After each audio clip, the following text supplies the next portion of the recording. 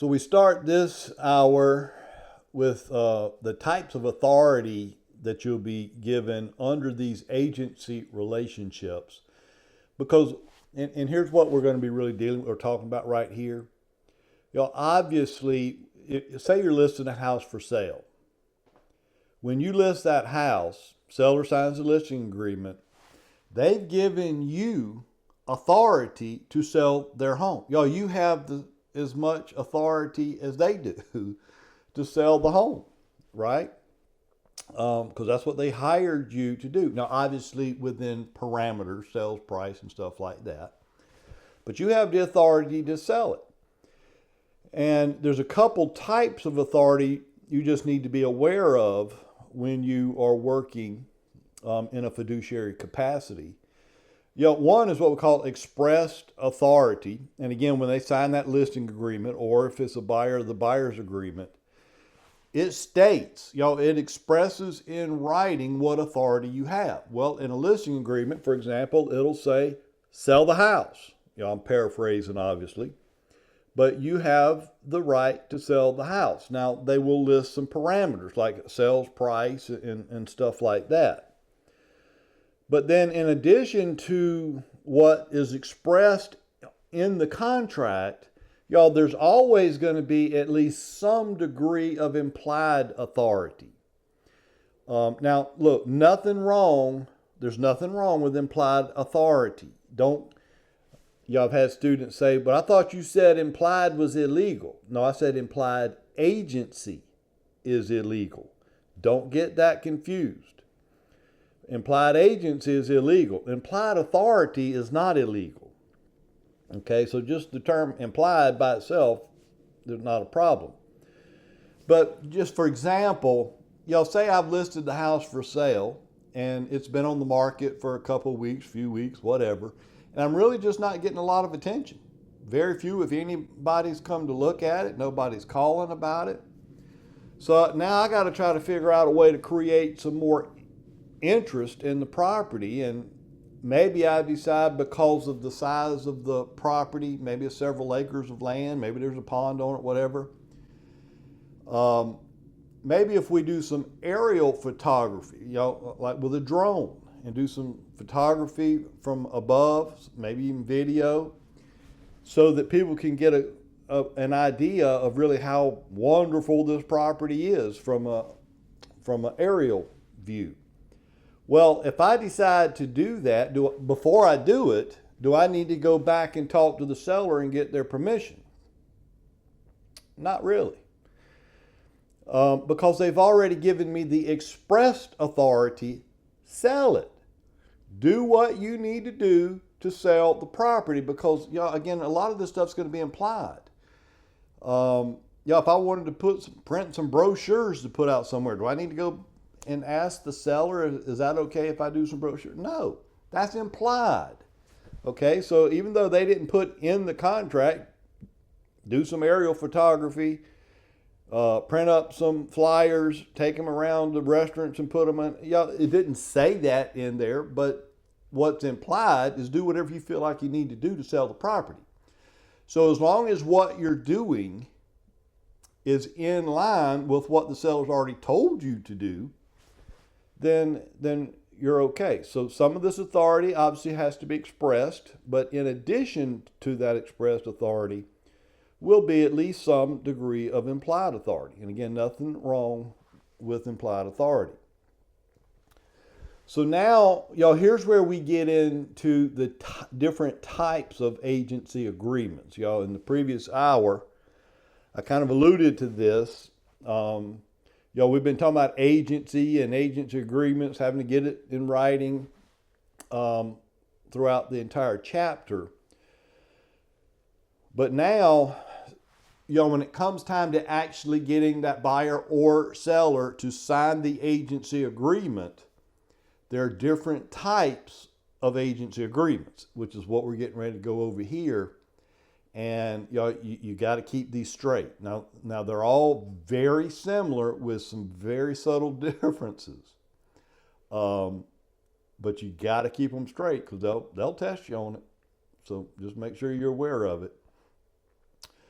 Well, the first few types of agreements we're going to talk about real quick is the listing agreements. Obviously that creates the seller agency, right? We're working for the seller. We're listing the property. So let's look at the different types of listing agreements. And obviously we're not going to get into a whole lot of detail on any of them. But we're going to look at 2 or 3 bullet points about each one of them that obviously is important for you. But the first option you would have is what we call the open listing. Not a very common listing. This is not a very common agreement, at least in residential. Maybe a little bit more so in commercial, but not so much in residential. But it's still an option, so we got to talk about it. So if you and the seller agree to an open listing, basically that means the seller can hire as many agents as they choose to hire. They can hire just one. They can hire 101 if they want to. They have the right to do that under an open listing. The bright side of this for the seller is even though they might have hired multiple agents, they only have to compensate the one agent that actually sold the house.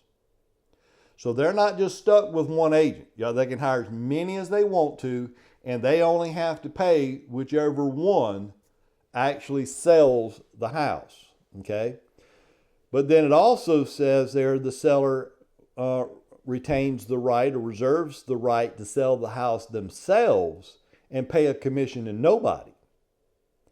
So, obviously this might be something that sounds very appealing, maybe if you're the seller, not at all, at least in my mind. If you're the agent, I don't like this agreement at all. In fact, I don't think I've ever even used it to my knowledge. But, again,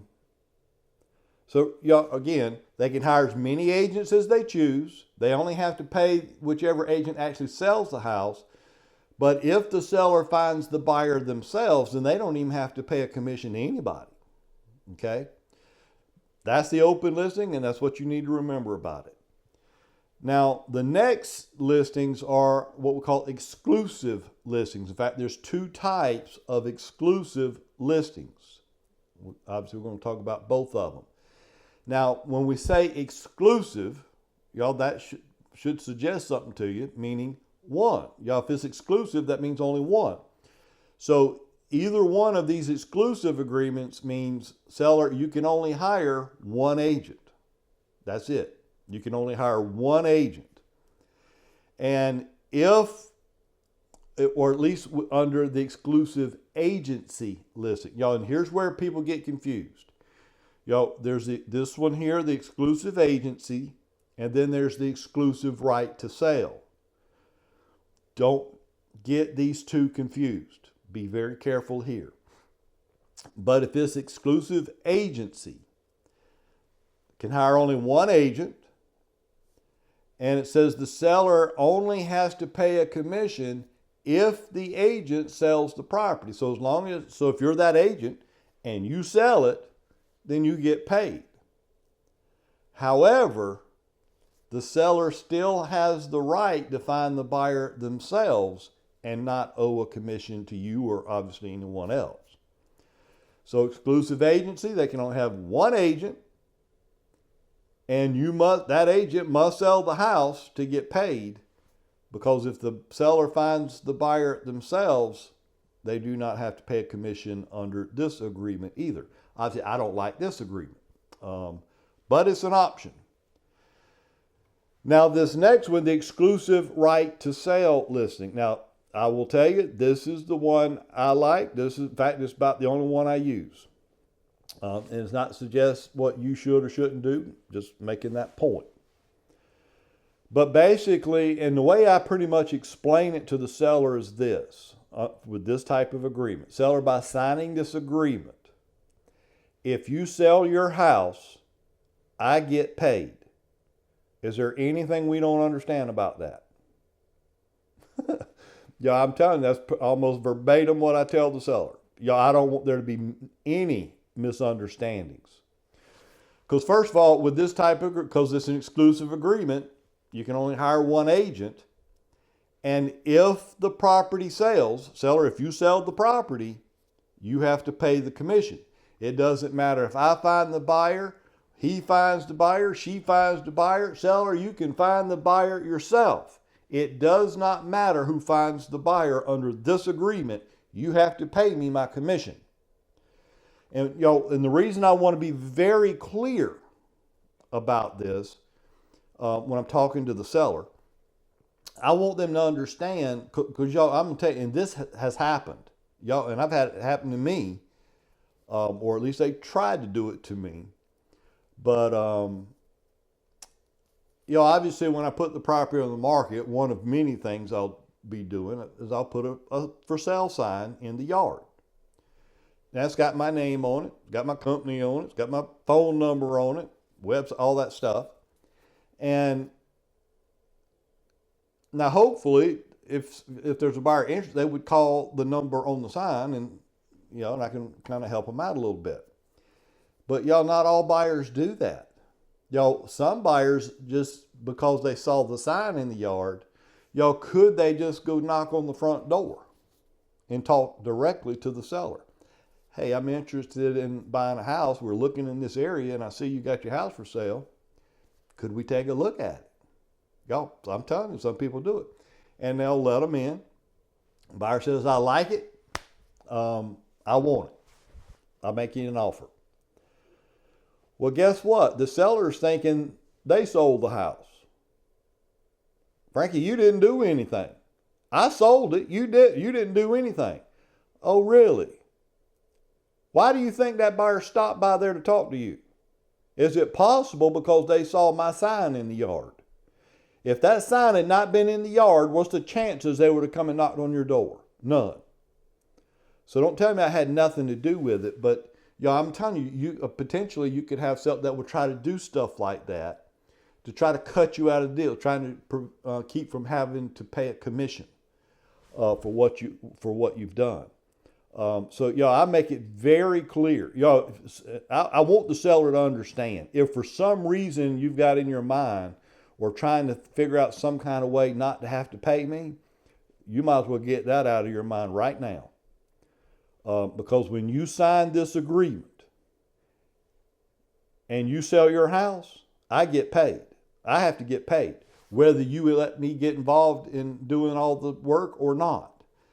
So my point is, and I don't say it that gruff and that mean and so forth. I'm just trying to make a point, obviously, for this training.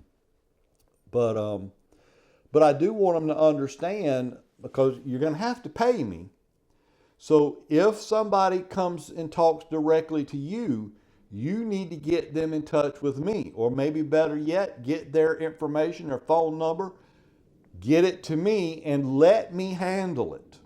First of all, that's what you hired me for. Let me handle it. I know what I'm doing. You may think you do, and I don't tell them this, but they may think they know what they're doing, but I'm just saying almost every time they don't.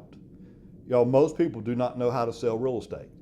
Now, can you sell your own house by yourself without that? You can, legally. The problem is most of these for sale by owners, they don't know what all the legal disclosure requirements are. Written disclosures. There's a lot of paperwork involved in selling a house. It's a lot more than just a contract of sale. Obviously we'll get into that in later chapters, what some of that stuff is. And most homeowners don't know what these requirements are. They've never taken this course. They don't have a real estate license. And I'm telling you, this is not like selling your car. I'm telling you, this is, you can get in a lot of trouble selling real estate, whether it's yours that you're selling or not, if you don't know what the legal requirements are. All right, so anyway, my point, just let me do my job and write me a check at the end. That's what we're going to do with this exclusive right to sell, okay? Now, there's one other type of listing called a net listing. Now, this one's a little bit different. It's very unique. But for a net listing, basically what we're doing is this. The seller says, Frankie, I want you to list the house. I want you to sell it. But just understand, I must get $200,000 for this house or $300,000 for me. After everything's said and done, I got to walk away from the closing table with this amount. For example, $200,000. Frankie, anything you can sell the house for over and above that amount, you can keep as your commission. But $200,000 is coming into my pocket at closing.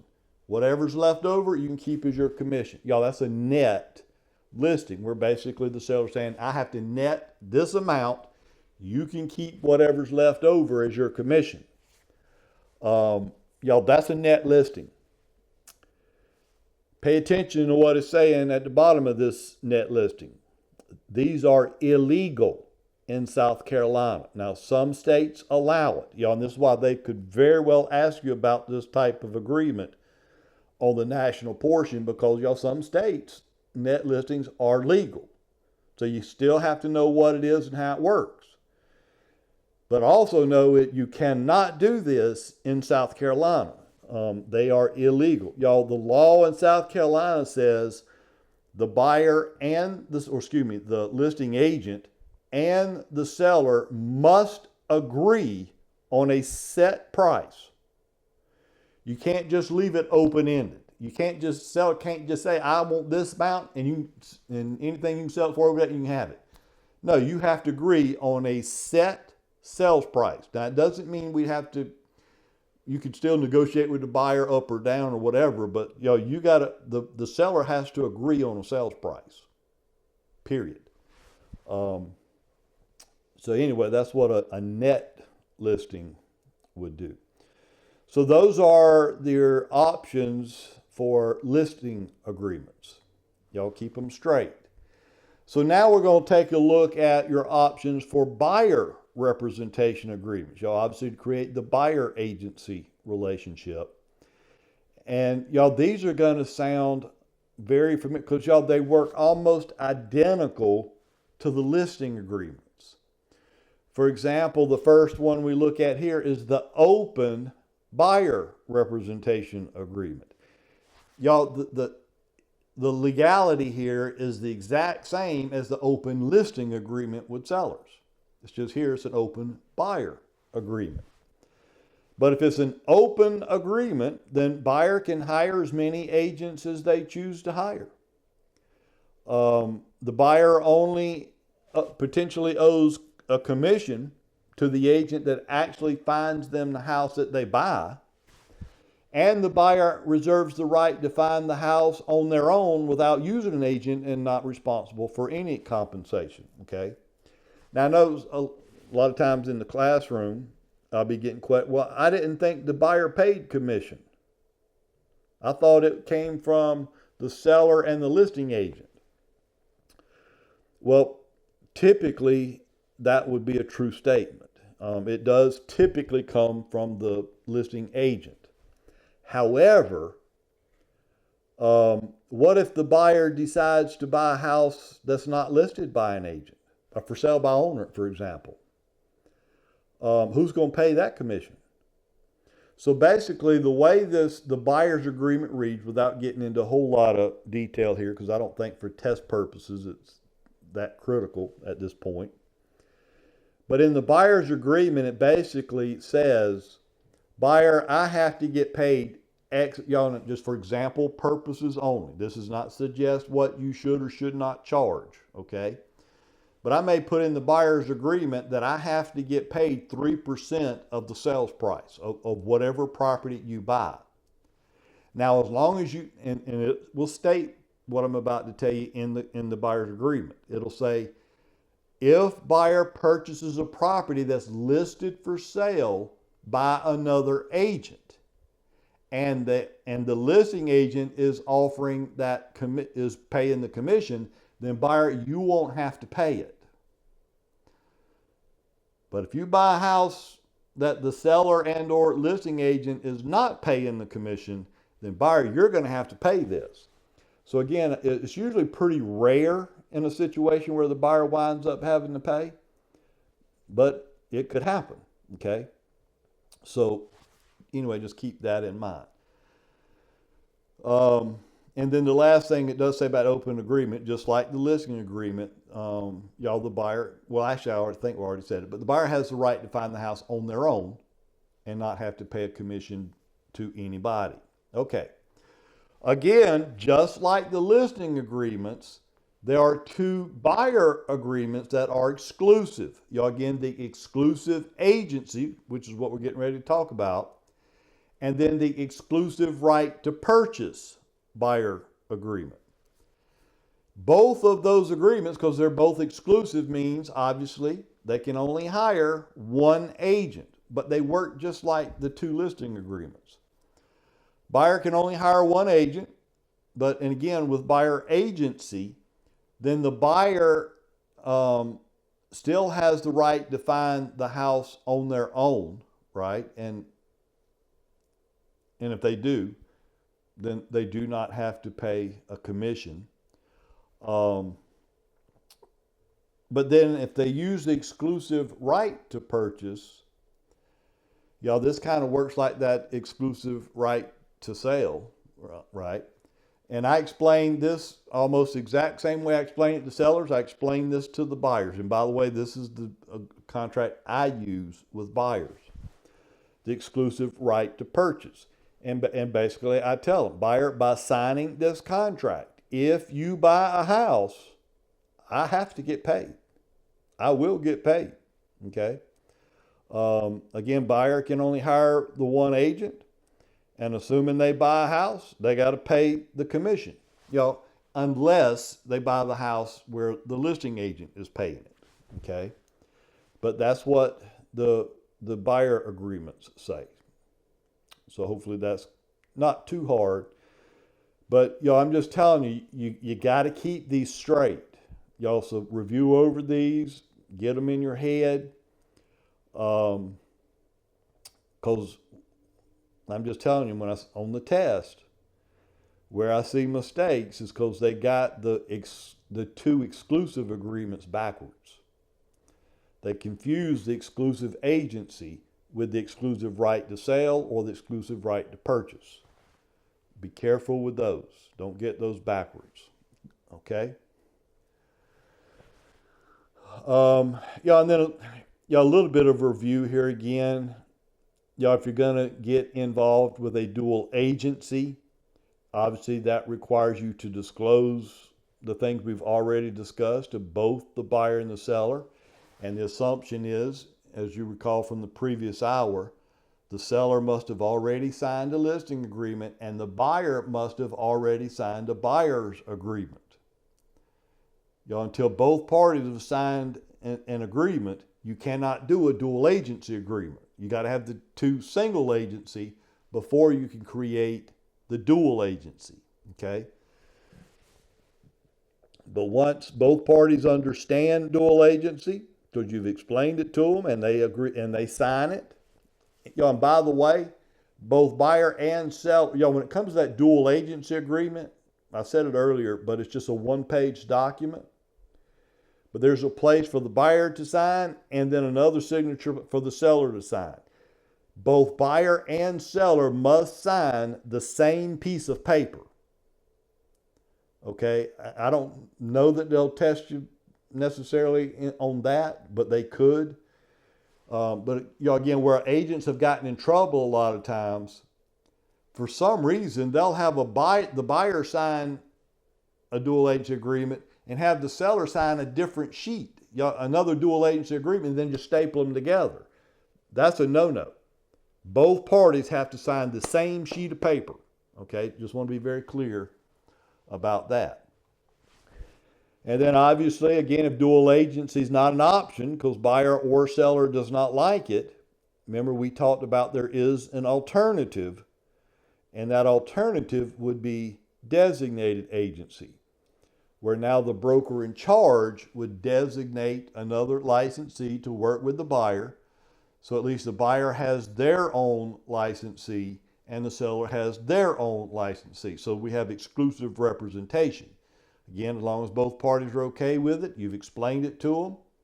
Again, it's another one sheet of paper, but you got to have both the buyer and the seller sign that same sheet of paper. with designated agency.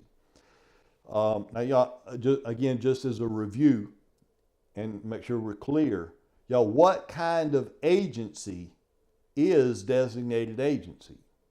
Y'all, just in case they ask you that on the exam. It's dual agency. Y'all, designated agency is still dual agency. Y'all, because the broker in charge is the agent representing both parties.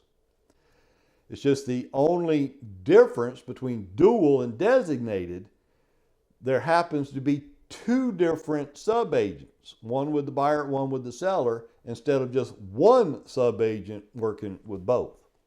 Okay? All right. Y'all, is dual agency a conflict of interest? Absolutely. Y'all, the law the law states dual agency is a conflict of interest. Y'all, you're trying to get the best deal for both parties. But y'all, that in itself is a conflict of interest. But y'all, this is why the duties you owe to each party become limited. Remember, there are 3 duties that are limited because of the dual agency. But again, as long as you explain all this to both buyer and seller, they understand it, that meaning they're having to take a little more responsibility for themselves, because you're going to be limited on how much you can help either one. As long as they're okay with it, then the law says it's legal as long as they agree to it in writing. Okay? The next thing you see here are different ways to terminate an agency agreement. Okay? Because we know agency has to be created in writing. It's a contractual document. Well, how can this contract be terminated? And there are several ways we're going to take a look at on how they could potentially be terminated. Well, one way is by lapse of time.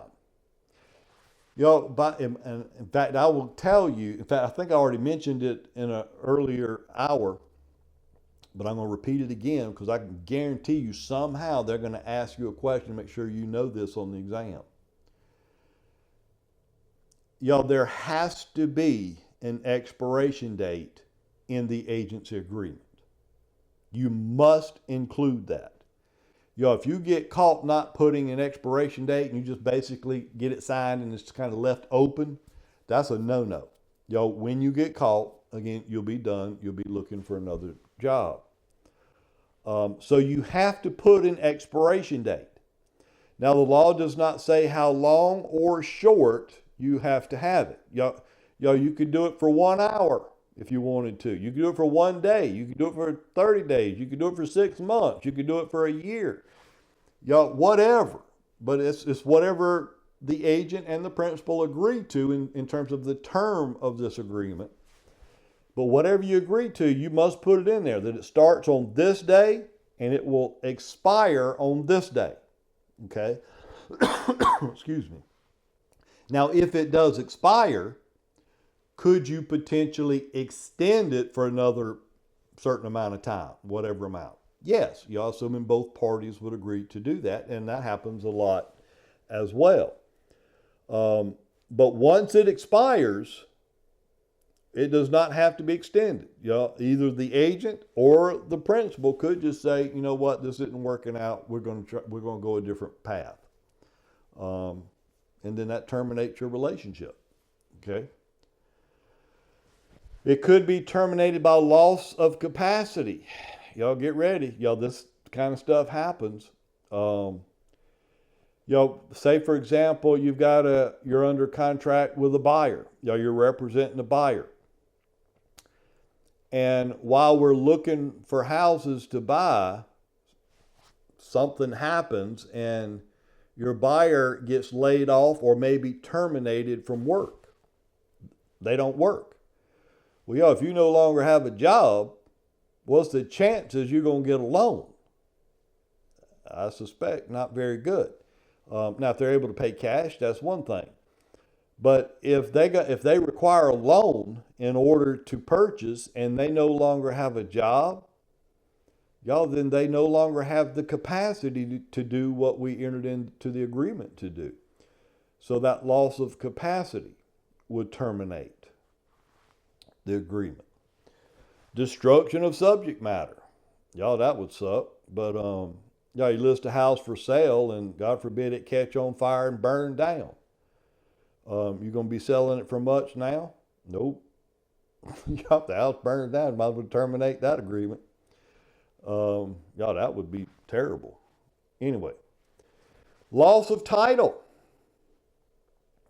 Yeah, I will tell you, this has been very common in the past, for sure. But y'all, occasionally what you'll find is, y'all, for whatever, maybe the seller lost a job, they can't make their payments anymore. So they're trying to do the right thing and just sell the house because they can't make payments on it anymore. But if the bank files a foreclosure notice because the payments have not been received, that's it.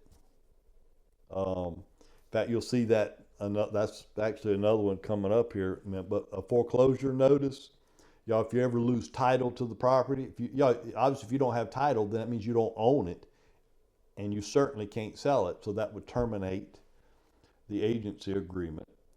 Performance. Now that's the way you want it to terminate. Because y'all, as long as you perform, you get paid. That's nice, isn't it? Seller, you hired me to sell your house, so assuming it sells, we close, I performed what you hired me to do, you now owe me compensation. Same thing if it's the buyer. In fact, a question I think they like to ask, believe it or not, on the exam: which of the following ways to terminate an agency agreement would be in the best interest of the agent? Duh, performance. Because this is the only one that's going to get you paid. The other ones, you don't get paid. But this one you will. So I like that. Bankruptcy. Y'all, if you file for bankruptcy, you will not be buying a house. And quite frankly, if you own a house and file for bankruptcy, you can't sell the house. Not going to get any deeper than that. But y'all, obviously, that would prevent you from being able to do what we agreed to do. So that would terminate the agreement. And then you see there's 3 ways that we could terminate just by the acts of the parties. And the first one is just by mutual agreement. Y'all, could I potentially have a buyer come up and say, you know what, Frankie, I've been working with you for a week or so now, and you haven't shown me the first house that I liked. I don't like working with you, and you're really getting on my nerves right now, and I would like to terminate the contract. And I said, well, you know what, buyer, I was kind of thinking the same thing. I'm getting sick and tired of you calling me at all hours of the night, wanting to go see properties that you can't afford to start with, and you're about to irritate me to death. Yeah, I think we should terminate the contract. You're going to be a little facetious, but I'm telling you, that kind of stuff happens. But could you and your client just agree that this is not working out and just terminate the contract? Yes. Y'all, as long as both parties agree, then you can terminate it. Now, could either party terminate it without the other party's agreement? No. Y'all, it's a contract, right? And without legal reason to terminate, you can't just terminate because you don't like them or whatever. All right. Revocation. Now we're talking about you can't terminate without legal reason. Now here's one legal reason you could terminate. Y'all, you recall we talked about earlier, when you have a client under this relationship, there are 6 fiduciary duties you're required to provide. Well, say you have a buyer that's your client, and if the buyer can show that you're not providing the fiduciary duties you're required to provide, or maybe some other things you put in the contract saying you were going to do and you never did it, then the client, the principal, could actually come back and revoke the contract due to your non-compliance, because you're not doing what was agreed to in the contract. So if either party can show that the other party's not doing what the contract requires them to do, then they can terminate it by revocation. And then the third one here is abandonment. Obviously, is it possible you could list a house for sale, but at some point during the time it's on the market, the seller just gives up and says, you know what, I'm just done with this. The bank's harassing me, whatever. So they just pack up and leave. They just abandon the property. And they may tell you or they may not tell you that they're gone. But if they abandon the property, whether you've got it listed or not, without the seller, you can't sell, right? Because the seller has to sign all the contract and stuff like that. So if the if the property is abandoned after you list it, that will terminate your agreement. Unfortunately, it'll terminate. All right. So those are the ways you can terminate an agency agreement. But what it's saying here, once the agency relationship is terminated by whatever means, the fiduciary duties you owe also terminate, with the exception of two. There are two fiduciary duties that never expire. You would do well to remember what two those are. Obviously, accounting and confidentiality. Anything a client told you in confidence while they were a client, you got to go to your grave with it. Under no circumstances can you ever repeat confidential information about a client. That's a no-no. So accounting and confidentiality never expire. The other duties of the four, they will expire when the agreement expires. And then, just really a couple things of note here to kind of wrap up this chapter. I think in the first hour, we kind of touched on this for a little bit. But when the real estate company that you decide to hang your license with, when they decide to hire you, remember I said that they could hire you either as an employee or an independent contractor. Now we'll tell you, for 99.9% of you, you're going to be an independent contractor. There are some rare occasions where, because of situations and circumstances, they bring you on as an employee, but typically you're going to be an independent contractor. But if you're an employee, that means you're going to get a W-2 at the end of the year. They've already deducted payroll taxes and all that. Just like you're an employee working anywhere else. Okay? But as an independent contractor, you don't get a W-2 at the end of the year. You're going to get a 1099. And the biggest difference between these two is, as an independent contractor, they do not deduct any taxes from the check that you receive, the commission check. Be careful with this. This can get you in a lot of trouble. I highly recommend you speak to a very, very good accountant to help you with this, because I'm telling you, you will get yourself in a lot of trouble with the IRS if you're not careful here.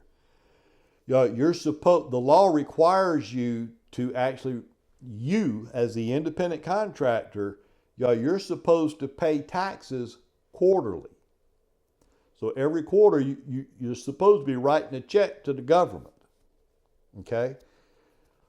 If you don't do that, then that means at the end of the year, it's all going to be mounted up. So now it's going to be a great big old check you're writing at the end of the year for taxes. But not only are you now having to pay taxes, but you're also going to have to pay late fees because you were supposed to pay it quarterly, a little bit each quarter. I'm not going to get any deeper than that.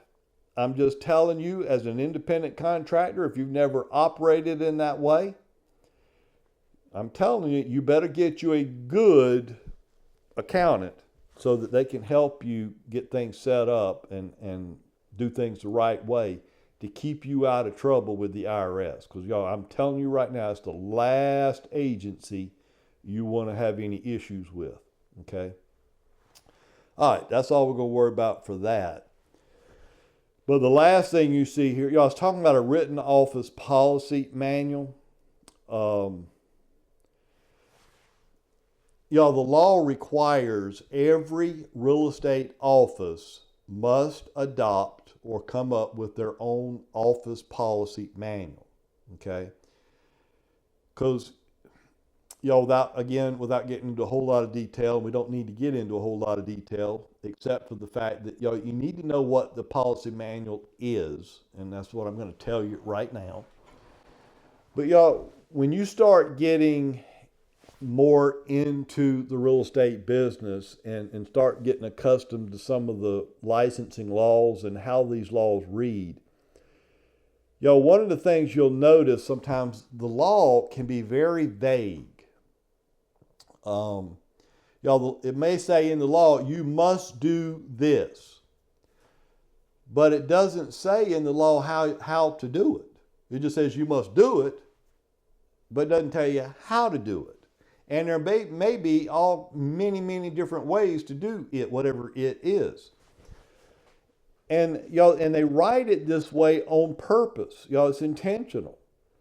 Because now what the company or broker in charge now has to do, they have to come up with their policy manual. All right, well, we're going to do this, and here's how we're going to do it. So they'll adopt a policy on this is how we're going to meet this legal objective in this office. Okay? And it could be a couple inches thick, this policy manual. Now, some of them might be a quarter of an inch thick, which means it's not a very good policy manual. All that to say this, that policy manual becomes an extension of the law. If an investigator comes in to investigate a transaction or deal that's been going on, and maybe you're involved in it, guess what? The very first thing that investigator is going to ask for when they walk into the office, I need to see a copy of your policy manual. Because what they're going to be looking for, they want to make sure that everybody is conducting real estate business according to the policy manual. Now, is it possible that, could you have, say, an agent with company A and another agent with company B? They're both involved in different transactions. A and B is, they got a real estate deal going on, not together, separately. But the agent in company A happens to handle the transaction in a particular manner, which is perfectly legal, the way they did it. And company B, the agent there, happened to handle the situation or transaction exactly the same way company A did it. But company B, it was determined to be illegal and lost their license and money. That happens. And the reason that could happen is because company A, the reason they were okay is because their company's policy is that you're going to do it this way. In company B, their policy said, no, we want you to handle it a different way. But they didn't do it according to their policy. They did it the way the other agent did it. Well, then that's no. So, be careful with doing things because you've seen or heard other agents doing it. It may be okay for the other agent to do it because that's their company's policy. And it may be okay for you to do it if your company has the same policy. So, one of the very first things I would be wanting from any company I'm hanging my license with, and I would ask them for this, I'd be interviewing right now, see which companies I like the best. But one of the things I would want a copy of is a copy of the policy manual. And if you happen to be talking to a broker in charge and they happen to indicate they don't have a policy manual or they don't know where it is, well, I'll see if I can find you a copy. Y'all, I'm telling you right now, you're probably looking at the wrong company. Because this policy manual is not an option nor a suggestion. It is required by law. And if that company or broker in charge does not have a company policy manual, and you decide to go there, y'all, I mean, what do you expect to happen here? How well do you think this is going to work out for you? And I'm telling you, there are a lot of companies that do not have a policy manual. And if they do have one, they don't even know where it is. They hadn't seen it so long, they don't know what's in it. Y'all, all of these things like this, y'all, to me, that's just a bad sign. Do I really want to get involved with a company that's not on top of things? Anyway, y'all, so I'm just telling you, this could be something to kind of look into. All right, so y'all, that's chapter 1 of the Unit 1 real estate course. So hopefully we're doing well on the quizzes, and we'll get ready now to move into chapter 2.